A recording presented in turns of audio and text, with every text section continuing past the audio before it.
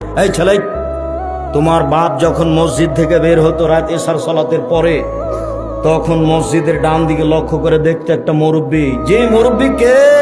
বাড়ি কোথায়? ফরিদপুর ভাঙা। খেয়েছেন? জি না, আমার সাথে চলেন। তা আপনার মা কোনো সমস্যা মনে করেনি। আর আপনি যদি এখন রাত এসার পরে একটা মেহমান নিয়ে যান, খালেদা জি একটা মেহমান আছে, একটু উঠো তো, আর একবারে খেপে লাল, হ্যাঁ তুমি রাতে মেহমান নিয়ে আসো, ঝামেলা পাকাও। এই কথা যদি আপনার মা শুনে নেয়, 80 বছর বয়স, ওই ঘরে বসে আছে, তাড়াহুড়া করে উঠে আসবে, থাক বেটা থাক বেটা থাক বেটা, বৌমাকে উঠাস না বেটা, আমি ঠিক করে দিচ্ছি, আমি গরম করে দিচ্ছি তরকারি, তুই দে ছেলেকে খেতে, মেহমানকে খেতে দে। আপনার স্ত্রীকে আপনার মায়ের স্বভাবে ফিরে যেতে হবে, যেতেই হবে। আপনার স্ত্রীকে আমি তালাক দিতে বলিনি, তবে স্বভাব পরিবর্তন না হলে তালাক দিতে হবে, এই কথাই ঠিক। 150 চাউল আপনার স্ত্রী রান্না করতে পাবে না।